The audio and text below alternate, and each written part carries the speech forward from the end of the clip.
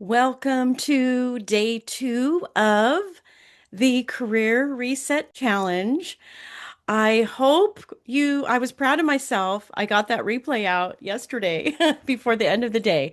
So it might have been late your time. I don't know, but hopefully you got a chance to take a look at it. If you didn't, you definitely want to go back because I put a downloadable breakthrough guide in there that has the words that I shared yesterday with some prompts to help you kind of circle and find the behaviors that feel natural to you, as well as find the areas, the behaviors that you feel kind of forced or pressured into.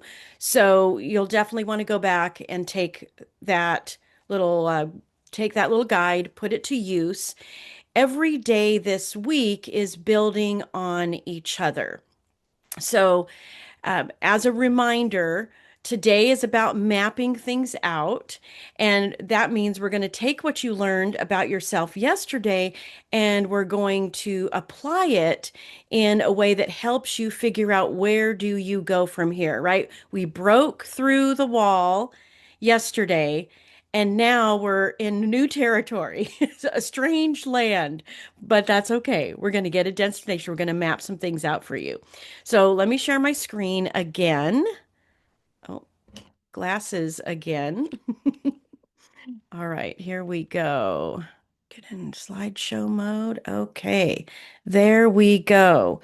So, something that occurred to me after yesterday's session is that maybe you might go through all of the behaviors and feel like, well, yeah, I'm kind of doing the behaviors. I'm kind of in my strength zone, but I still feel pretty awful at work.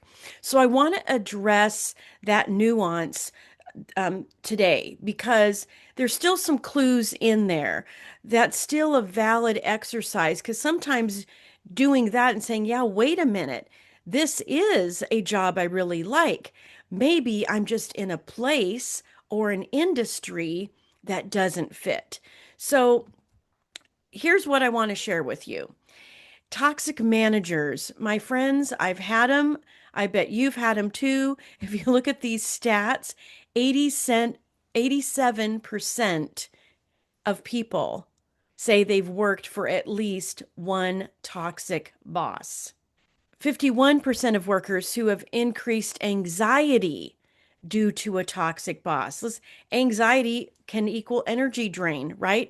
You've got this massive amount of cortisol and adrenaline every time you encounter this toxic human being. And then when you're out of it, you're drained.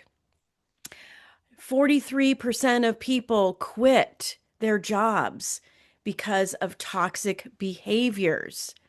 43% toxic managers who are poor communicators, right?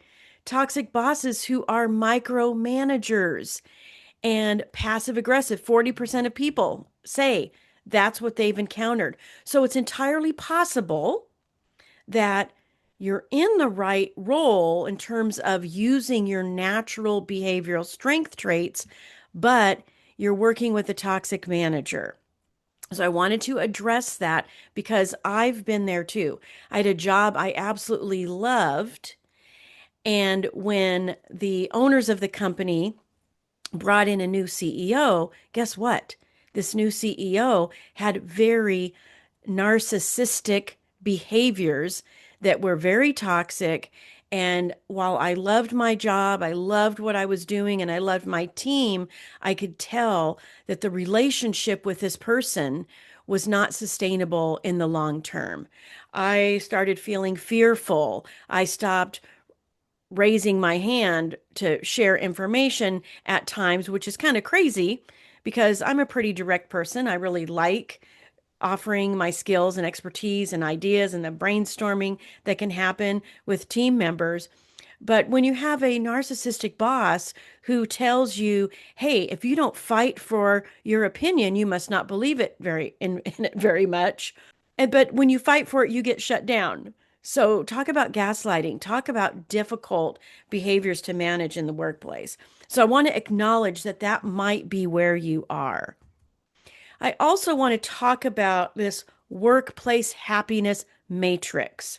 The two components of happiness are a sense of fulfillment and a sense of impact. Almost everybody wants that. They want to feel like they're useful.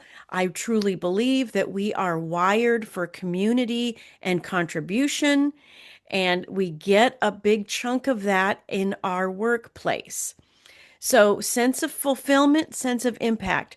When your sense of fulfillment is low and your sense of impact is low, that's when you feel trapped and you feel drained. So, if that's how you're feeling, trapped and drained, analyze where your sense of fulfillment and impact is.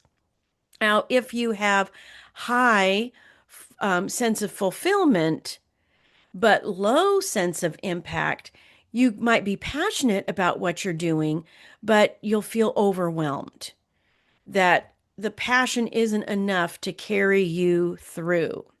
If you have high impact but low fulfillment, then you'll feel really productive, but you'll just be depleted all the time. You'll be constantly looking for ways to replenish yourself and not sure why it feels like a funnel that you're throwing stuff into and it's just draining right out the bottom, or a bucket with holes in it. The ideal that we're striving for is high fulfillment and high impact. That's when you are thriving. That's when you feel empowered. That's when you, like I said yesterday, you get into that flow state and everything just seems to be working. That's what we're aiming for. That is, in a sense, the destination. The destination is to feel thriving and empowered the majority of the time at work. Mapping out our destination is about finding the relevant associations. We just talked about a few of them.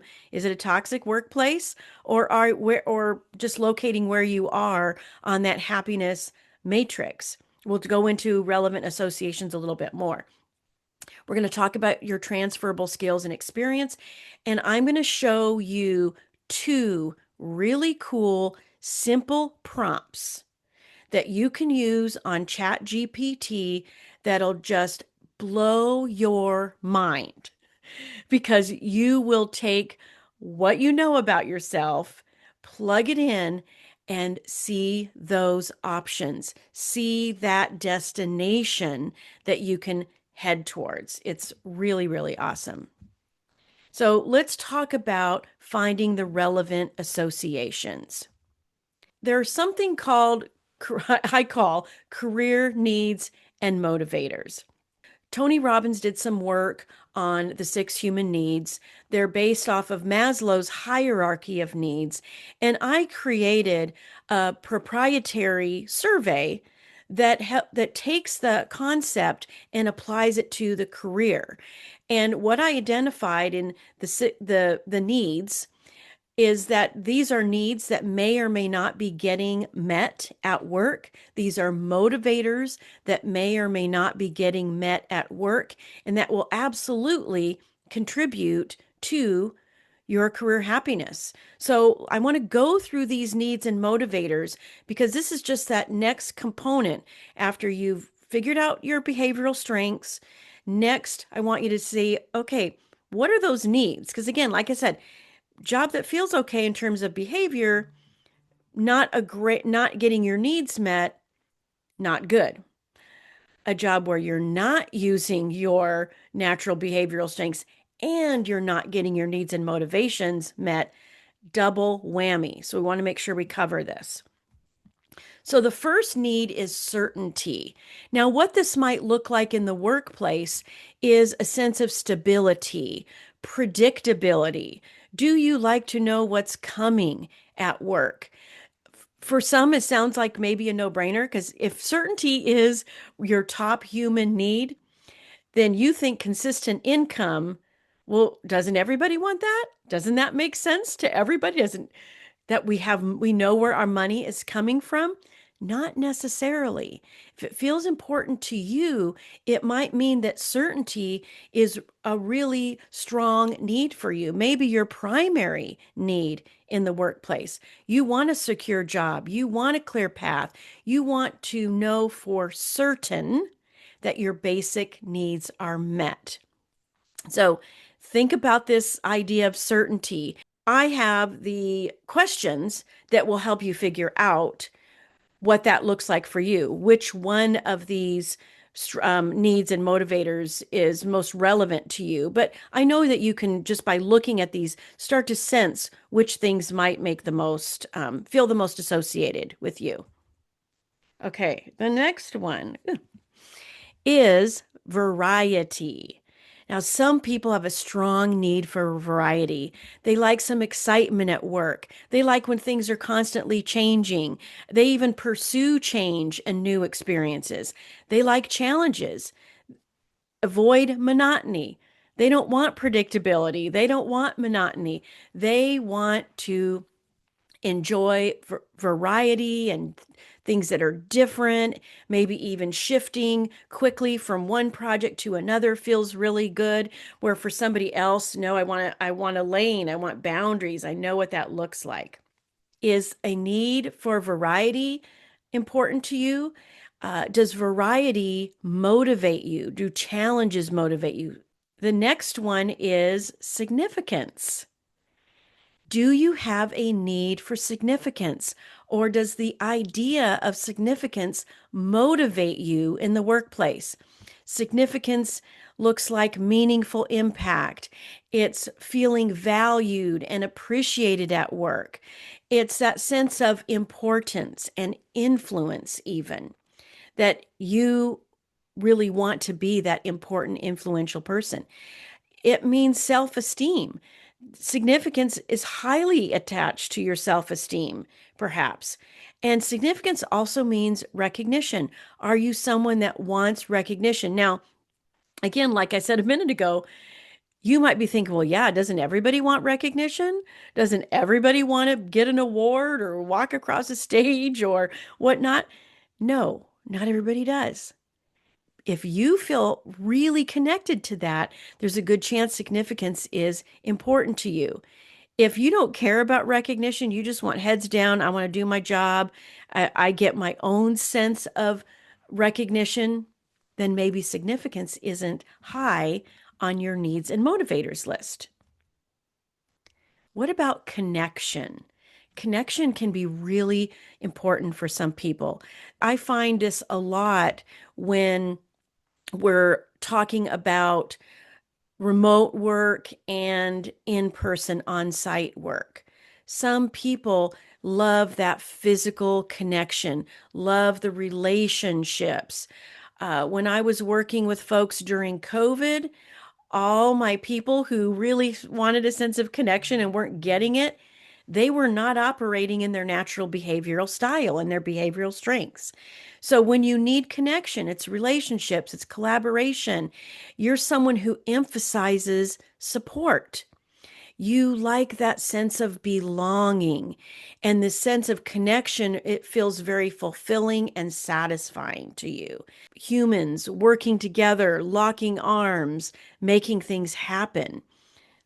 Is this one of your needs or motivators? Next is growth. Some people just want growth. They want to have consistent professional development. They want to be involved in continual improvement. Now, this is so interesting because I've had folks who really want to be involved in continual improvement, and they're at all ends of the spectrum in terms of their natural behavioral strengths. So, it could be a software engineer who really likes just continually learning and expanding their knowledge and expertise, or it could be someone who is in sales or marketing. Now, they are on opposite ends of the spectrum a lot of when it comes to natural behavioral strengths. But if they like expanding their knowledge, they're constantly looking for new ways to make connections with humans or build relationships or negotiation skills and expertise. So, growth, if that's a need and a motivator for you, it's something to pay attention to because if you're not getting it at work, then it's likely starting to push and pull some of your natural behavioral strengths as well and creating that sense of disconnection. And then the last one is contribution. Do you want to leave a legacy? Do you want to have this strong sense of purpose and positive impact beyond yourself at work? Does that motivate you? Does that like light you up when you feel a sense of connection to the company mission, to the products and services, or to solving problems for your clients and customers? Does that kind of positive impact light you up? Then there's a good chance that contribution is a career need and motivator that you need to pay attention to. And when I say pay attention to it, what I mean is start evaluating your workplace environment, the company culture, the work itself, the responsibilities and job functions. Start evaluating all of those based on these six needs and motivators and define what that looks like for you. Now let's talk about transferable skills and experience. Because once you figure that out, that destination becomes a lot easier to feel real. It's not just this dream out there. It starts to get some legs. It starts to feel like it's actually possible. And the other thing I want to encourage you about when it comes to transferable skills and experience is nothing is wasted. You might be thinking, oh my gosh, I spent 10 years in this occupation. It doesn't fit. I'm miserable. I have just wasted 10 years of my life. And my friend, I'm telling you, that is absolutely not true. I want you to make that a new belief.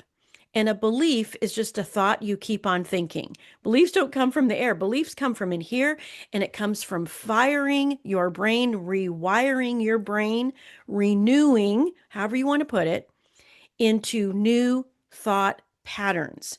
And adopt this thought right now. Nothing is wasted. It doesn't matter where you go from here. You have accumulated lots and lots of value thus far in your career. What I want you to think about is how are you going to include what you want and transcend what you don't want on your way to your new destination? That's maybe a fancier way of saying transferable skills and experience. It's called include and transcend. That is the idea. That is the framework, the concept that I want you to be thinking about. So there's a few ways to kind of figure out what are those transferable skills and experience. So as you look at what you do on a day-to-day basis, there are some signs that you can follow. This is from the teaching of Marcus Buckingham. Awesome, awesome teacher. Love his work. I mentioned Tony Robbins earlier. These are some of the people who have informed my many, many years of studying professional development, human behavior, psychology. Lately, I'm into neuroscience and quantum physics. So, guess what one of my motivators and needs is? Anyway, follow the signs. So easy. The S stands for success. And this is about what energizes you. When something energizes you, you will feel a sense of success. You will achieve a certain amount of success when something is energizing you. So it's like laying out all of the things that you have been doing, that you are currently doing, like it's a big jigsaw puzzle on a table. Look for what energizes you. Hey, those are key pieces that you're going to connect together. The second one is instinct. A lot of people disregard their instinct and intuition. It's a big mistake because these instincts are telling you something. And what instinct means is what naturally gets your attention. If you find yourself diving into the weeds of details and research and analysis, you don't have to force yourself into it. It just naturally draws you. It naturally gets your attention. That's an instinct to pay attention to. That's something that is a component, a piece of the puzzle on your way to your destination. G stands for growth. What feels easy? Now, it's terrible that we think growth has to be something that is hard. When it's a natural strength for you, it growth in that area actually feels easy. I can think about when I was in marketing and when I was trying to help my company rebrand and I was teaching myself new skills and learning about marketing and branding and how do we connect with our customers in a new elevated way. All of the growth I was experiencing that did not feel hard. It felt easy. It actually felt energizing to delve into that kind of stuff. It's not growth that's aligned to your natural strengths if it feels hard. So I want to give yourself permission, like, hey, I'm going to grow with what feels easy. The last one here, N in S.I.G.N, is needs. What feels authentic? What feels like this just feels like me? This just resonates. When we do your personal dynamics report, that short 5-10 minute questionnaire that produces that 18-page report, I showed you just this, I showed you two pictures of it yesterday. When you get that report and it's talking about you and it's sharing all of these amazing things about you, it is one of the most authentic, empowering experiences you can have because you recognize the fact that this is me. This is absolutely me. When I write resumes for people and I infuse that resume with some of the content from the personal dynamics report, it feels authentic. When you feel authentic, when you're getting that need met through that feeling of integrity and authenticity, it feels good to put yourself out into the world. You don't want to hide. You don't want to put yourself in a corner. That authentic need is being met and you are putting yourself out there. These are some of the signs that can help you figure out what is next, map out that destination. And Marcus Buckingham did a lot of work with the psychologist Donald Clifton. And you might be familiar with that because the Clifton Strengths Report that Gallup now facilitates is kind of where the strengths comes from. And I love, love, love what Donald Clifton said.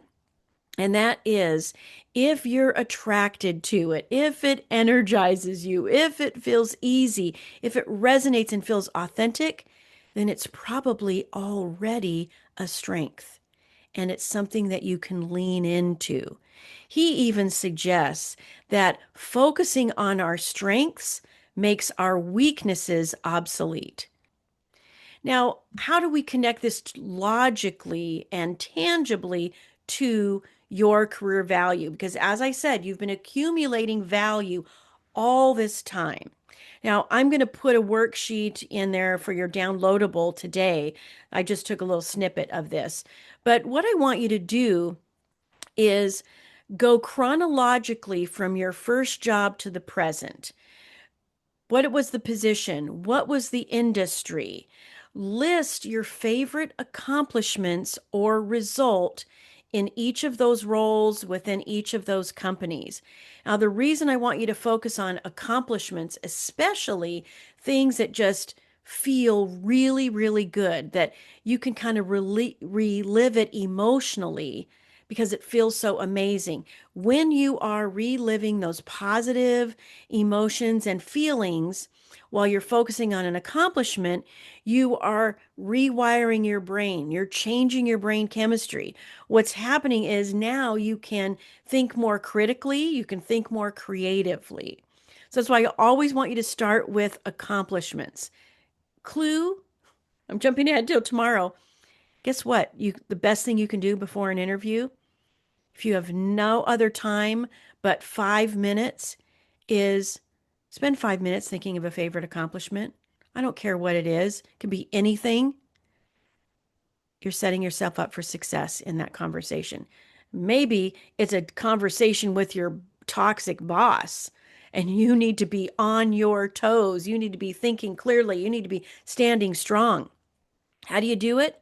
You get out of the primitive survival mode thinking into higher levels of critical thinking and creativity by just reliving your favorite accomplishment. Now, the next step is what job functions and responsibilities were associated with those contributions, results, and accomplishments. So now you're reverse engineering it.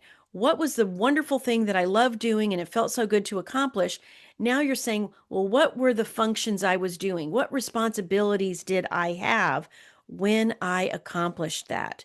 Now you're naturally going to gravitate to the functions and responsibilities that felt good, that felt authentic, that you were successful in. See how this kind of goes back into those signs? So you're kind of playing that back and forth, finding your career value. Now, optional, you can note your salary with each one. Sometimes that feels pretty good to see that financial growth and stability, but it'll depend on your needs, right? Maybe that isn't as important to you. Maybe that doesn't feel like a need. So don't feel obligated to review your salary. Only do that if that's an important part of where you want to go from here, of what you're mapping to. Now, next, how to leverage AI. This is so cool. I can't wait to I'm going to talk you through it and then I'm going to actually demo it.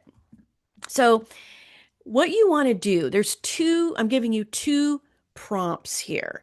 The first one is assuming that you generally are in your natural behavioral strengths, that you feel like you're using them on a regular basis, but you're in a toxic workplace, or let's say that you are in an industry that you no longer want to be a part of. So, but you're not sure where to go from here. Like, well, what other industries could I even go to? Like, I've been doing tech for so long, I have no idea where I could go from here. This prompt is going to help you figure that out. Now, this one is I am a financial analyst. So what you're going to do is you're going to put your job title in there. So I'm using financial analyst as an example, but you're going to say something like, I am a financial analyst with a specialization in forecasting, data analysis, operations, and business strategy in the nonprofit sector. Notice how we've picked up on forecasting, data analysis, operations, business strategy. My friend, you're not picking the things that you don't like to do. That's why we've kind of gone through this other process. You're honing in on three or four things that you actually enjoy about it. Then you're asking ChatGPT, provide me with 5 examples of other industry sectors that utilize financial analyst or similar roles employing the same skills I currently possess. We're also asking ChatGPT to include the job title and the industry along with a brief description of the role. So you're having something to look at, you're having something to explore and options to consider. So let's take this right over to ChatGPT. I'm going to stop sharing for a second because I have these prompts set up to copy and paste into ChatGPT. Okay. Notice I was having a chat with chat earlier. Chat's ready for us. All right, I'm going to copy and paste this, what I just read to you. Let's see what we got here. All right. 5 industry sectors that are not nonprofit that you could take your forecasting, data analysis, operations, and business strategies expertise to. Look what we got here. We've got healthcare and medical services. See, we asked for a job title, so it's giving it. We asked for a description, supports hospitals, clinics, healthcare systems by creating budget forecasts, tracking operational costs, identifying efficiency opportunities, partnering with leadership. This is so cool. Technology and software as a service, renewable energy and utilities, retail and consumer packaged goods. Listen, if you have been in a bank doing financial analysis, you might not have actually realized that retail and consumer packaged goods need someone like you. Now, I have the benefit of having like a crazy eclectic career, and I've worked with so many people in so many roles and so many industries. I could have told you this that, oh my gosh, yes, I've been in retail, I've been in wholesale, I've been in consumer goods. I used to be a merchandiser planner, a buyer that had forecasting, sales analysis. Listen, my friends, this is such a great list. Now, maybe 5 is enough. Fine. Ask ChatGPT for a few more. But I think you get what I'm saying here. This is showing you that you have options. You have a destination that you can head towards. And of course, notice, is there some follow-up mapping that translates your current nonprofit achievements directly into a private sector job, making your resume instantly resonate? Listen, ChatGPT is going to ask you these kind of follow-up questions. You can also ask more questions like, hey, tell me more about transportation and logistics. What companies are out there in the transportation and logistics industry that I might target in my job search? So this becomes a really cool kind of collaborative engagement and exploration to help you map out what might be next. So let's do another one. Let me grab, let's see, I'm going to go back to the presentation. So let's say that you really don't like your job, that you kind of thought financial analysis was interesting, you went to college for it, and or someone pushed you into it, and it has never felt right.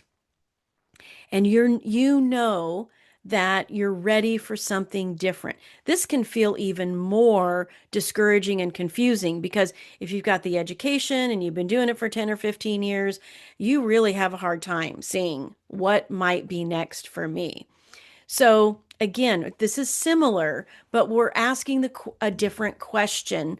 And this time we're saying, what types of careers can someone who is, put your own job title in brackets there, who is a financial analyst pivot to and use their extensive skills and experience, but is not a financial analyst role. You don't want to do that anymore, but nothing's been wasted.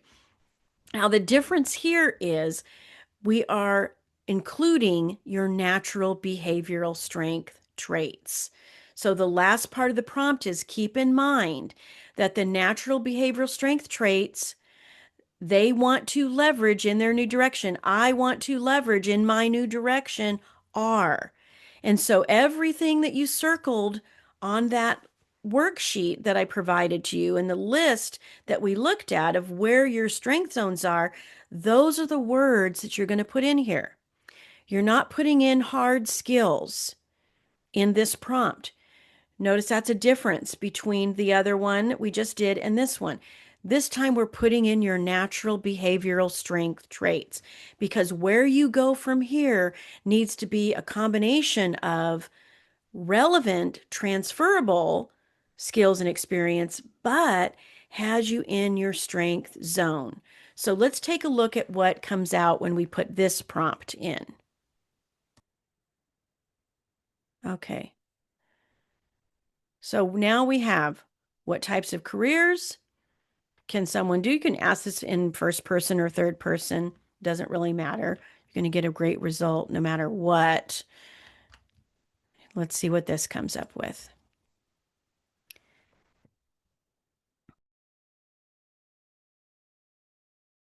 It's giving us a combination of the kind of role as well as some job titles. Notice how it's saying these are away from traditional analyst roles, leaning into the collaboration, adaptable, persuasive, big picture strengths that we've talked about. See, I've got all of these behavioral strengths in here. Well, you could do a client facing relationship management role. Channel that foundation into guiding clients, partners, stakeholders without being locked into number crunching. You understand the numbers, but you don't want to be buried in them all day. You want to leverage them in helping other people. See how these needs and motivators start to come into play as well? You might even, once you figure out what your top needs and motivators are, add that to the ChatGPT prompt. Client facing relationship management roles, strategic and growth focused roles like a business development manager or a corporate development associate and manager. Operations and transformation roles are something you could do. Communication, influence oriented roles, advisory and consulting roles. This gives you options, and that's what I want you to do. Mapping your destination first has to come down to exploring what those options are. And AI can be an awesome, awesome help to you in that way. All right, let's see. Let's get back to the prezzo. Okay, terrific. No one can make you feel inferior without your consent. I love, love, love that quote from Eleanor Roosevelt. And the reason I love it is because if you're feeling inferior, it might be from someone outside yourself. But a lot of times it's from inside yourself. It's that internal voice that is saying, I don't know, I don't think, I can't. What I want you to know is that mapping out your next destination is also about giving yourself space to explore, permission to explore, to utilize your reticular activating system. This is a function in our brain that when we decide to focus on something, when we give it our attention and intention, what happens is we start seeing it everywhere. You may have had this experience when you're buying a new car or you see something that you want, some object. There's so many thoughts and stimuli coming into our brain on a daily basis and a moment to moment basis anyway, that our brain has to have a way to filter out the inconsequential things, the insignificant things, and focus on the significant. How does it know if that's significant? Because you're focusing on it. So, what you want to do is you want to leverage that to your advantage. You want to start focusing on something new, start giving yourself the space to explore, start looking into those possibilities that you just learned are available to you, and focus on them. And when you do, guess what happens? You start opening and closing filters in your brain. You start seeing the possibilities. You start seeing the alignments. Oh my gosh, I could use this skill over here. It all starts coming together. But you have to give yourself permission to feel empowered, to feel unlimited, to break out of the inferiority and scarcity mindset into not just possible, but inevitable mindset. Tomorrow, we're going to talk about practical tactics. This is going to be, you're going to want to get out your pen and paper for tomorrow because I'm going to talk to you about resume updates. I'm going to talk about how to tailor your resume. I'm going to talk to you about networking techniques and how to have a stress-free job search. There's only three things you need to know about your job search to keep it easy, stress-free, and landing as quickly as possible. And I'm going to talk to you about all of that tomorrow. All right, that has been day two of the Career Reset Challenge. Again, I'm so excited that you joined me today. I want you to know that everything you learned today, you can absolutely spend some time on, get real with yourself, and uncover your own possibilities.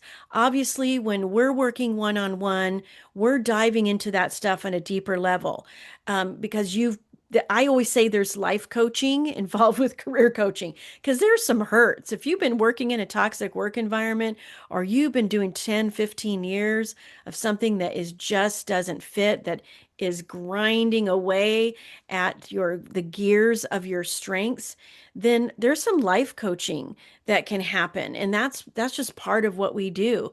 But when I get this replay uploaded, I want you to go through the worksheet. I want you to identify your accomplishments. I want you to find the value and I want you to play around with those prompts. I will put those into the document as well so that you can just easily copy and paste. You don't have to, fast forward through the video. But my friends, this has been day two. You've got a map. We broke through yesterday. Now you can map out your destination. And tomorrow we're going to put the tools in place, the tactics in place that help you move forward on that map. All right. I'll talk to you tomorrow.